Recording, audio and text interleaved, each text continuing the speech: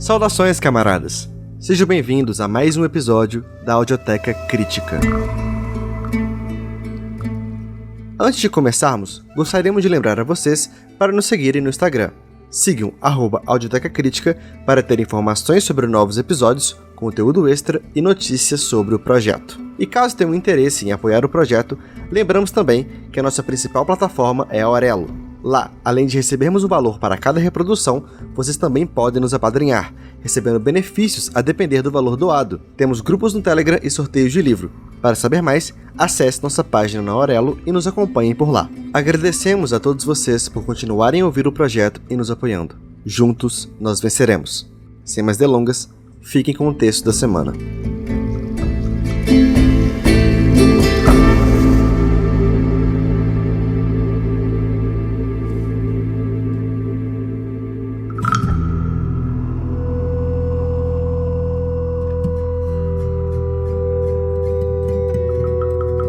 Olá, ouvintes da Audioteca. Aqui quem fala é Elisa. Eu sou membro da Soberana e da Audioteca Crítica e hoje eu vou falar com vocês sobre Ho Chi Minh. O vietnamita Ho Chi Minh foi um dos maiores líderes revolucionários do século passado.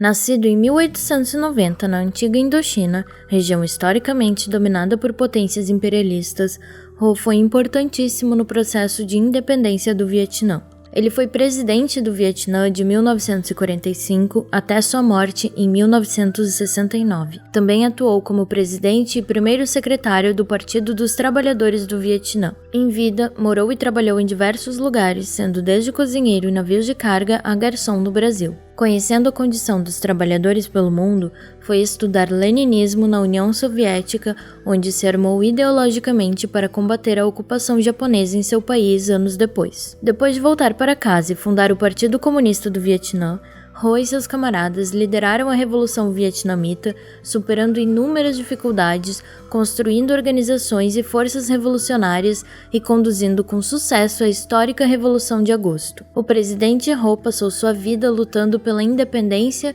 e reunificação da nação e pela liberdade e felicidade do povo. Para os vietnamitas, o presidente Ho Chi Minh sempre foi um símbolo da moralidade revolucionária e um exemplo de sacrifício vitalício e devoção à causa revolucionária do partido e da nação. Disse ele: "Sem moral revolucionária, não importa o quão talentoso você seja, você não pode liderar o povo." Ho costumava enfatizar que o partido não é uma organização para quem quer ganhar poder e ficar rico. Deve-se trabalhar para cumprir a tarefa de libertação nacional, tornando o país rico e próspero e seu povo feliz. Para cumprir a tarefa, os revolucionários em geral e os quadros, funcionários e membros do partido devem sempre se esforçar e praticar regularmente a moral revolucionária. Em suas palavras, assim como um rio deve ter fontes de água e uma árvore deve ter raízes, o povo revolucionário deve estar verdadeiramente imbuído da moral revolucionária. Se não forem, não podem liderar o povo. Cada quadro e membro do partido deve cultivar constantemente sua moralidade por meio de ações específicas em suas vidas diárias e no desempenho de seus deveres. Promover essa moralidade é uma tarefa contínua e uma das medidas mais importantes na prevenção e combate ao individualismo.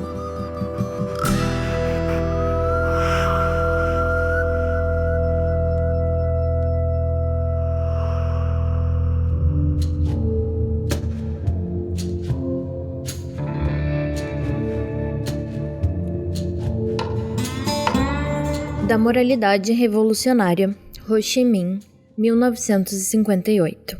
Desde o começo de sua existência, a humanidade teve que lutar contra a natureza, contra animais selvagens, o clima, etc., para subsistir. Para vencer nesta luta, cada indivíduo deve apoiar-se na força do número, ou seja, na força da coletividade, da sociedade. Reduzido unicamente às suas forças, o indivíduo não poderia dominar a natureza, nem mesmo sobreviver. A humanidade deve ainda produzir para ter o necessário para alimentar-se e vestir-se, mas a produção também deve apoiar-se na força da coletividade, da sociedade. O indivíduo sozinho não poderia produzir nada. Nossa época é uma época civilizada, revolucionária.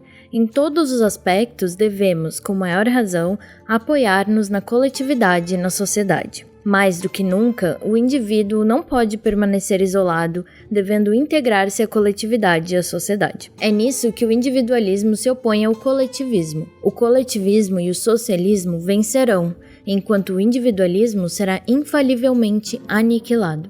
O modo de produção e as forças produtivas se desenvolvem e transformam-se continuamente, provocando o desenvolvimento e mudanças no pensamento dos homens, nos regimes sociais e etc. Todos sabemos que, desde os tempos antigos até nossos dias, a produção se fazia no começo com paus e machados de pedra e que depois se desenvolveu empregando a máquina, a eletricidade, a energia atômica. O regime social evoluiu também, passou do comunismo primitivo à escravatura, depois ao feudalismo e ao capitalismo, e hoje quase a metade da humanidade encaminha-se em direção ao socialismo, ao comunismo. Esta evolução e este progresso, ninguém pode impedi-los. Com o aparecimento da propriedade privada, a sociedade dividiu-se em classes. Classes exploradoras e classes exploradas. Daí o surgimento de contradições sociais e a luta de classes. Desde então, todos pertencem a uma ou a outra classe. Ninguém está fora das classes. E cada um exprime a ideologia de sua própria classe. Na sociedade antiga, os feudalistas e os latifundiários,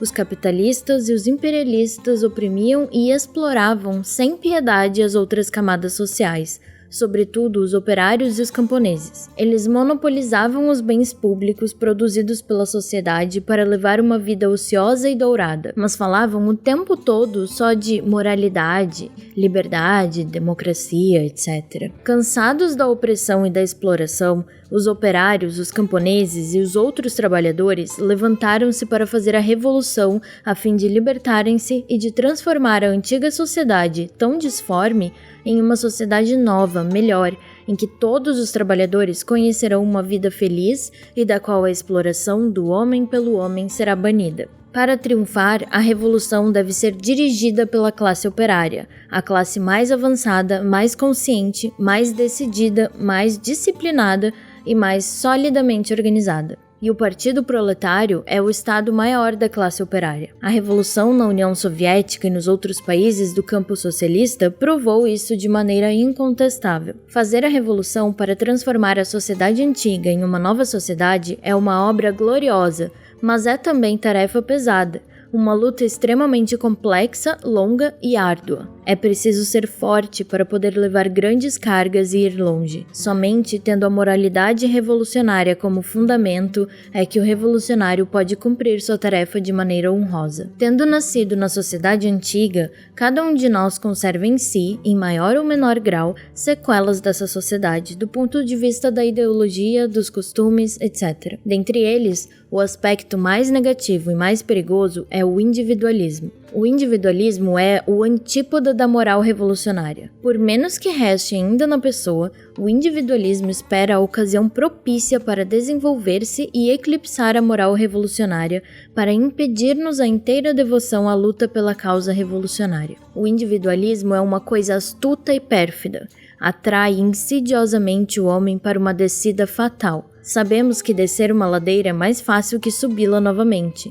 Por isso, o individualismo é ainda mais perigoso. Para eliminar as sequelas da antiga sociedade, para forjarmos em nós uma virtude revolucionária, devemos estudar, aperfeiçoar-nos, remodelar-nos para progredir sem cessar. Se não nos esforçássemos por progredir, regrediríamos e ficaríamos atrasados. Ora, o indivíduo atrasado ficará para trás e eventualmente será rejeitado pela sociedade que progride. Não é só indo à escola ou assistindo aos cursos de formação que se pode estudar, aperfeiçoar-se, forjar-se e transformar-se. Em todas as atividades revolucionárias poderemos e deveremos todos estudar e corrigir nós mesmos nossos erros. O trabalho revolucionário clandestino, a insurreição geral, a resistência contra os colonialistas franceses e, hoje, a edificação do socialismo no norte e a luta pela reunificação do país são escolas muito boas onde podemos forjar nossa moral revolucionária. Aquele que possui a moral revolucionária não tem medo,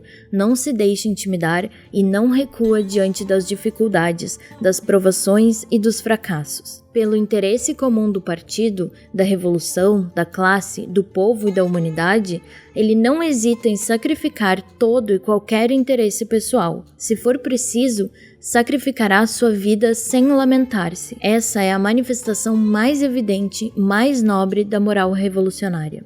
Em nosso partido, os camaradas Xiang Fu, Niu Zatu, Le Hongfeng, Win Wanhu, Wan Wantu, Win Timinhai e numerosos outros camaradas que se sacrificaram heroicamente pelo povo e pelo partido dão-nos exemplos brilhantes de virtude revolucionária, de abnegação total. Aquele que possui a virtude revolucionária permanece simples, modesto, pronto para aceitar novas provações, pensando na melhor forma de cumprir as tarefas, não em como obter a maior recompensa. Preocupar-se com as tarefas antes dos outros, descansar depois dos outros. Preocupar-se por cumprir bem sua tarefa e não mostrar-se ciumento dos direitos e privilégios concedidos aos outros, não cair no narcisismo, na burocracia, no orgulho, na depravação, tudo isso constitui uma outra demonstração da moral revolucionária. Em resumo, a moralidade revolucionária consiste em lutar toda a vida pelo partido e pela revolução. Esse é o ponto fundamental. Trabalhar com todas as forças pelo partido,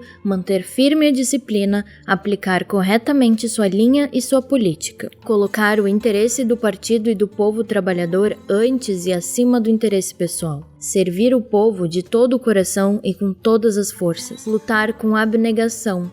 No interesse do partido e do povo, mostrar-se exemplar sob todos os pontos de vista, estudar com aplicação o marxismo-leninismo, servir-se constantemente da crítica e da autocrítica para elevar seu nível ideológico, melhorar seu trabalho e progredir junto com os camaradas. Cada revolucionário deverá compreender profundamente que nosso partido é a vanguarda, a organização mais sólida da classe operária, o dirigente da classe operária e do povo trabalhador. Atualmente, apesar de não ser ainda muito numerosa, nossa classe operária se desenvolve cada dia mais. No futuro, as cooperativas estarão organizadas em toda parte, utilizando muitas máquinas no campo, e os camponeses se transformarão em operários. Aos poucos, os intelectuais farão trabalho manual, e a distinção entre operários e intelectuais se apagará progressivamente. A indústria de nosso país desenvolve-se constantemente. É por isso que os operários serão cada vez mais numerosos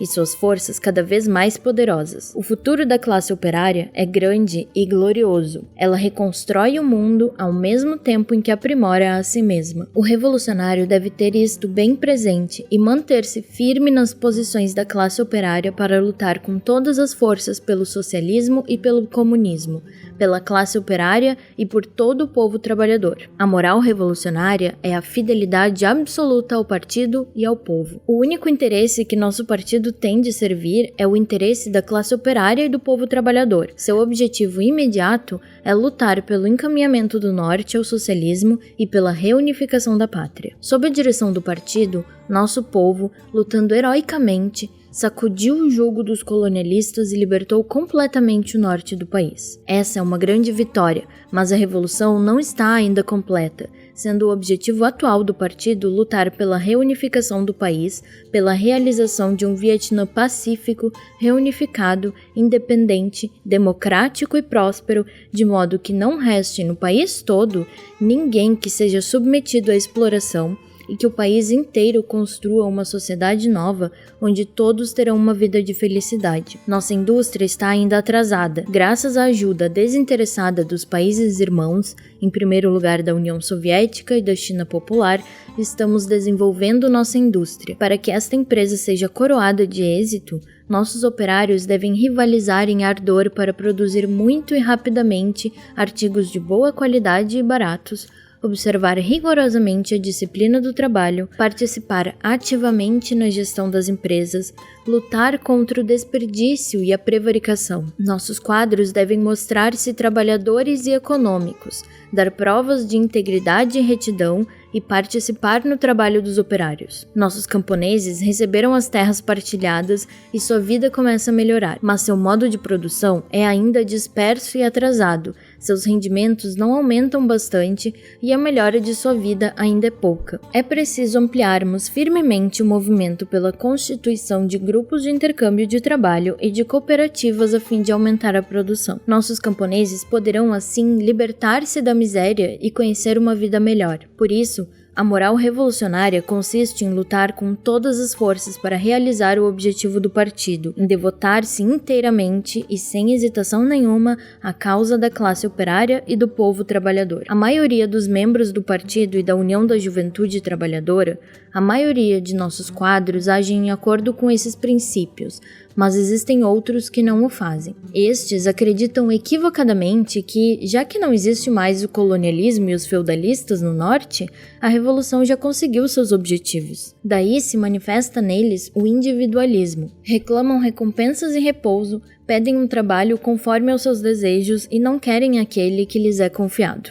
Manobram para obter postos importantes, mas temem as responsabilidades. Aos poucos, seu espírito combativo e seu dinamismo decaem. A força de alma e as belas qualidades revolucionárias alteram-se também neles. Esquecem que o critério número 1 do revolucionário é lutar decididamente a vida toda pelo partido e pela revolução. Devemos compreender que os êxitos obtidos são apenas os primeiros passos de um percurso de 10.000 léguas. Devemos avançar. A revolução deve progredir ainda, senão retrocederemos e nossos êxitos não poderão consolidar-se e, menos ainda, multiplicar-se. A luta para chegar ao socialismo é longa e árdua. Exige revolucionários porque ainda existem inimigos da revolução. Estes últimos são de 3 tipos. O capitalismo e os imperialistas revelam-se inimigos muito perigosos. Os usos e costumes atrasados são também grandes inimigos, pois entravam dissimuladamente o progresso da revolução. Mas não podemos reprimi-los, sendo melhor corrigi-los com precaução e perseverança e durante muito tempo. A terceira categoria de inimigos é o individualismo, a mentalidade pequeno-burguesa que se esconde ainda no interior de cada um de nós. Este inimigo espera a oportunidade, de um fracasso ou de uma vitória, para levantar de novo a cabeça. Ele é aliado dos inimigos das outras 2 categorias. A moral revolucionária consiste em lutar decididamente em todas as circunstâncias contra os inimigos,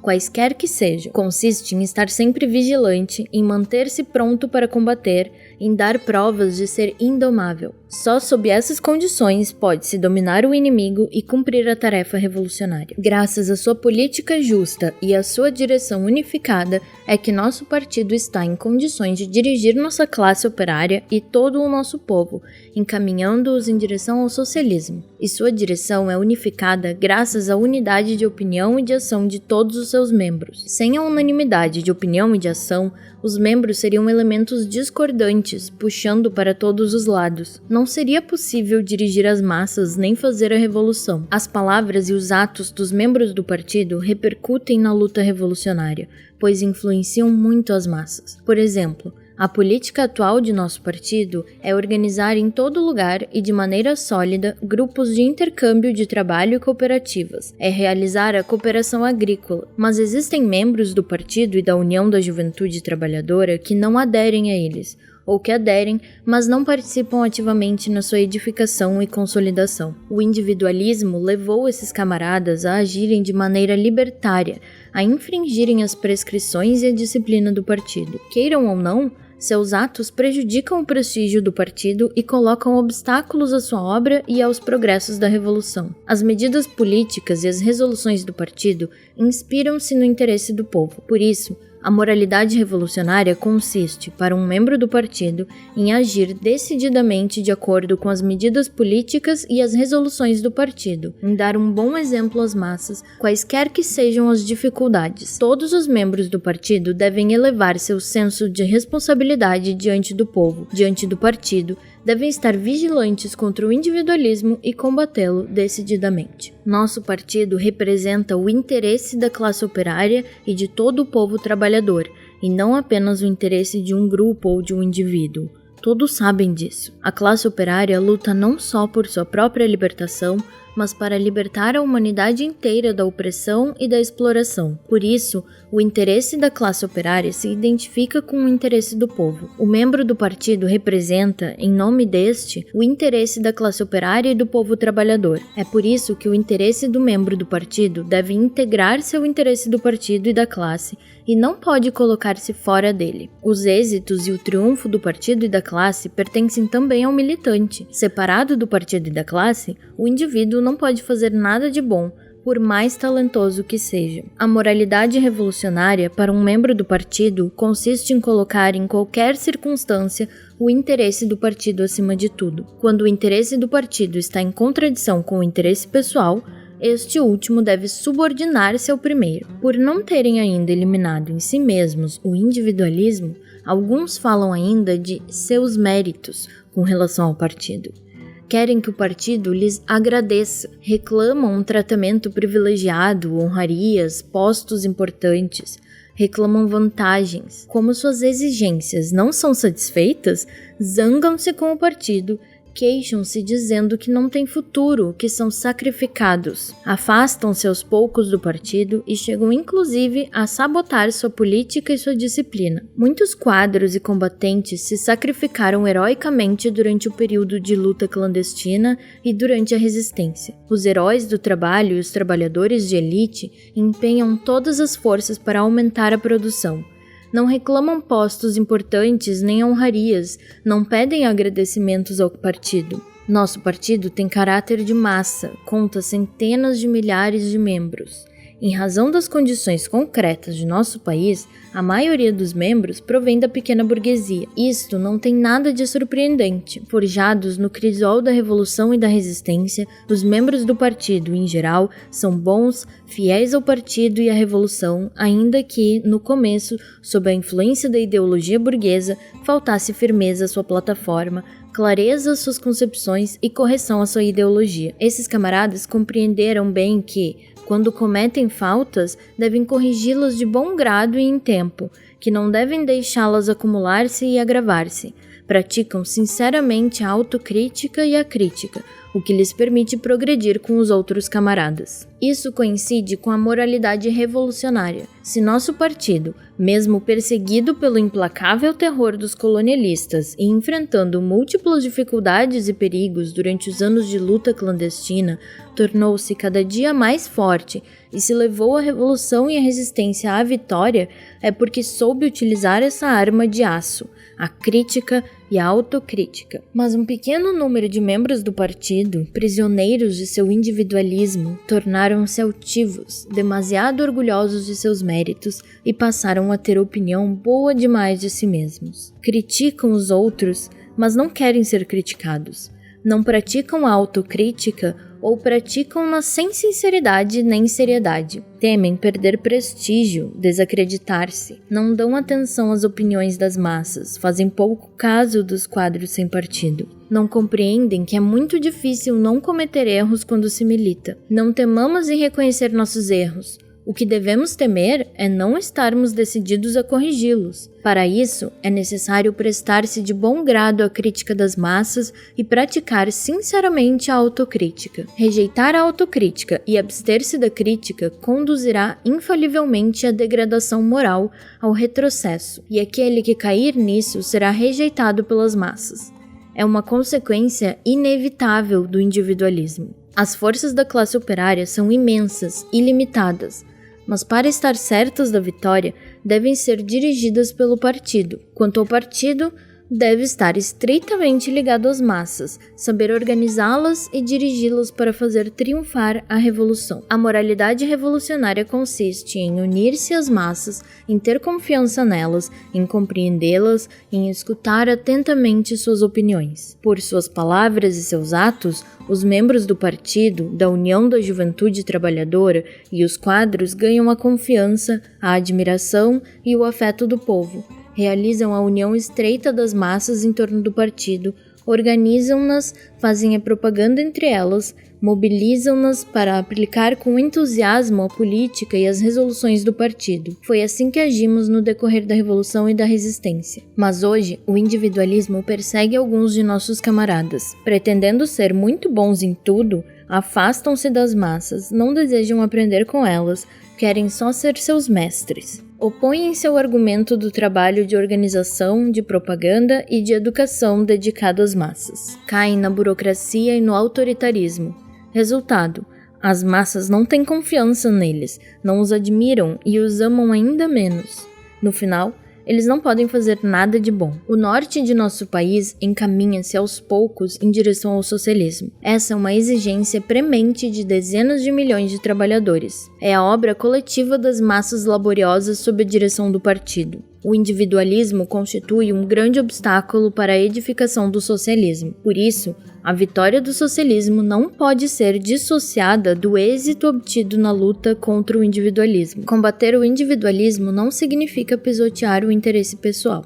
Cada indivíduo possui sua personalidade, seus pontos fortes, sua vida privada e familiar. Os interesses pessoais que não estão em contradição com os da coletividade não são interesses ilegítimos, mas é necessário dizer a si mesmo que só sob o regime socialista cada um tem a possibilidade de melhorar suas condições de vida, de desenvolver seus pontos fortes e sua personalidade. Nenhum regime social pode igualar-se ao socialismo e ao comunismo quanto ao respeito pelo indivíduo e à atenção dada ao exame e à satisfação de seus legítimos interesses. Na sociedade dominada pelas classes exploradoras, só interesses pessoais de uma pequena minoria são satisfeitos, enquanto os das massas laboriosas são pisoteados. Ao contrário, sob os regimes socialista e comunista, o povo trabalhador é quem governa. Cada homem é parte integrante da coletividade, desempenha um papel determinado e participa na edificação da sociedade. Isto porque o interesse pessoal se acha contido no interesse coletivo, do qual é parte integrante. O interesse pessoal de cada um só pode ser satisfeito quando o interesse coletivo estiver assegurado. O interesse pessoal está ligado ao interesse coletivo. Se o interesse pessoal está em contradição com o interesse coletivo, a moralidade revolucionária manda que o primeiro seja subordinado ao segundo. A revolução e o partido estão em constante progresso. O revolucionário também deve progredir sem cessar. O movimento revolucionário arrasta milhões e milhões de pessoas. O trabalho revolucionário comporta 1000 aspectos difíceis e complexos. Para pesar os prós e os contras em todas as situações, para compreender todas as contradições existentes e resolver corretamente todos os problemas, devemos esforçar-nos em estudar o marxismo-leninismo. Desta forma, podemos fortalecer nossa moral revolucionária, manter firme nossa plataforma, elevar nosso nível teórico e político e prosseguir no trabalho confiado pelo partido. Estudar o marxismo-leninismo é procurar aprender a maneira de resolver cada problema da existência, a maneira de comportar-se em todas as situações em relação aos outros e a si mesmo. É assimilar os princípios gerais do marxismo-leninismo para aplicá-los criativamente às realidades de nosso país. Estudamos para agir. Nossos estudos teóricos devem ir de par com as atividades práticas. Certos camaradas aprendem de cor livros inteiros que tratam de marxismo-leninismo. Pretendem saber esta doutrina melhor que ninguém, mas na prova da prática ou mostram-se incapazes de criar ou ficam embaraçados. Suas palavras e seus atos se contradizem. Estudam livros de marxismo-leninismo, mas não conseguem adquirir o espírito marxista-leninista. Estudam para exibir seus conhecimentos e não para aplicá-los aos problemas da revolução. Isso também é individualismo. O individualismo gera centenas de doenças perigosas: burocracia, autoritarismo, fraccionismo, subjetivismo, prevaricação, desperdício, etc. O individualismo amarra suas vítimas, venda-lhes os olhos. Elas se deixam guiar por suas ambições e seus interesses pessoais e não pensam no bem-estar da classe operária e do povo. O individualismo é um inimigo cruel do socialismo.